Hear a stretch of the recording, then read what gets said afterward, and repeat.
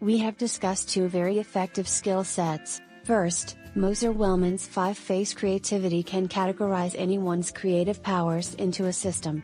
This systematic categorization can holistically enhance your perception of the world. The world becomes different once you interpret it by applying the 5-phase creativity model. Everything makes sense and becomes revealing. For example, when you admire Leonardo da Vinci's painting of Last Supper, you see that the source of his ingenuity can be traced to the creativity phase of the observer. Certainly you can discover more of Da Vinci ingenuity when you find his other creativity phases applied in his artworks. Likewise, when you appreciate the scientist who solved the problem with the satellite to Mars at the last minute of launching, you can not only praise his intelligence in general terms but also interpret his sagacity in specific terms, that is, as applying the face of the sage. Every innovative idea can be understood and gradually absorbed by you through this model of 5-phase creativity. This can bolster up your confidence and ability in grasping the nature of creativity. More importantly, the model of 5-phase creativity also guides you through the cultivation of your own creativity.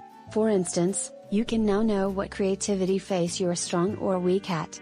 This in turn helps you to design your own agenda in upgrading your creative thinking skills systematically. On the other hand, de Bono's provocative operation is highly practical and powerful. He asks you to treat creativity as a game so that you can freely generate crazy ideas that people may reject right away as impossible. This first step of generating crazy ideas is by no means easy to start with. Because you need to free yourself from your unconscious censorship on anything that looks to you to be useless or crazy. To fight against your unconscious censorship, you need to go beyond your comfort zone by taking crazy ideas seriously. That is why one of de Bono's books is called Serious Creativity. And the next step is even more challenging, for it demands your patience and, above all, perseverance in modifying the crazy ideas into something usefully innovative and innovatively useful. This demands your creative courage. This is clearly not easy at all.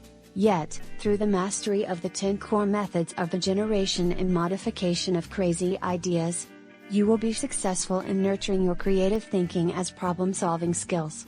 In a nutshell, once you combine the sweeping width of Moser-Wellman's 5-phase creativity and the penetrating depth of de Bono's provocative operation, you are in a great position to address many a challenge in your life.